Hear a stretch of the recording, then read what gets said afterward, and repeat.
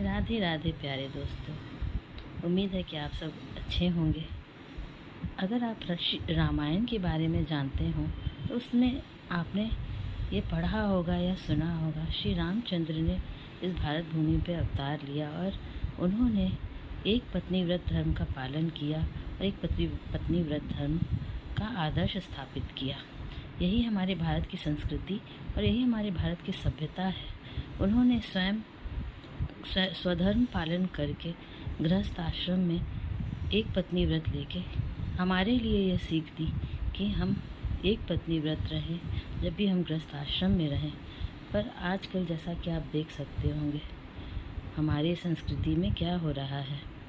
यदि लोग विवाहित हैं, गृहस्थ आश्रम में हैं, तो पत्नी तो है ही है, साथ उनके बाहर भी रिश्ते हैं। इससे आपका चरित्र दूषित हो रहा है और भारत देश में चरित्र की पूजा होती है। यदि आप विवाहित नहीं हैं और अभी आप एक टीनेजर हैं या उससे आगे की अवस्था में हैं, तो आपके पहले से ही 4, 5, 6 रिश्ते बन के टूट चुके होते हैं।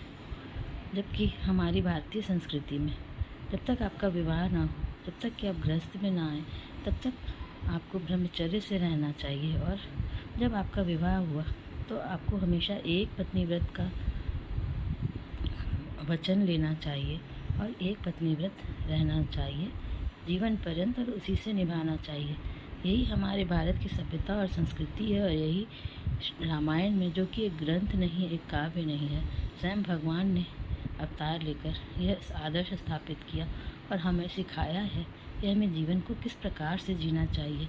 और आज हमारे देश में जहाँ चरित्र की पूजा होती है, वहाँ चरित्र दूषित होते चले जा रहे हैं, बुद्धि जो है वो कलुषित होती चली जा रही है। इसलिए मेरा आप सबसे अनुरोध है, अगर आप गृहस्थ आश्रम में हैं ना, तो अपनी एक पत्नी के साथ ही जीवन पर्यंत निर्वाह करें।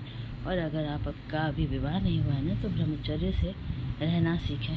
आपका जीवन स्वयं ही बेहतर होता चला जाएगा अगर आप धर्म से जीवन जिएंगे।